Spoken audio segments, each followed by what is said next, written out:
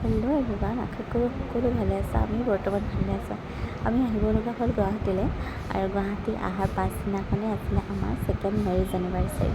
আৰু বাহঁতে আমাৰ কাৰণে ধুনীয়া কেক এটা ৰান্ধি যোগাৰ কৰি ৰাখিছিলে। আৰু এয়া ৰাতিপুৱাতে আমি উলিয়াই দিছোঁ। আমি গা পা ধুই ধুনীয়াকৈ কেকটো কাটি দিলোঁ। আৰু প্ৰতীকক দেখিছে নহয়, নিজে কেক কাটিছে, নিজে খাইছে। আৰু এই যে মম সোপা সিয়ে এগাল এগাল গোটেইখিনি লগাই দিছে। তাৰপিছতে আৰু সেইবোৰে ফূৰ্তি নহয় জানো, মম ফুকা কেক কটা। আৰু আমিও ধুনীয়াকৈ ভগৱানক প্ৰাৰ্থনা কৰি কেকটো কাটিলোঁ, যাতে আমাৰ দিনবোৰ এনেদৰে ভালে কুশলে পাৰ হৈ থাকে। আৰু চেগতে দুটামান ইয়াৰ লগত চেলফি লৈ ল'লোঁ, ফটো মাৰি ল'লোঁ। যিহেতু ফটো চেলফি ভিডিঅ' ল'বলৈ খুবেই বেয়া পায়।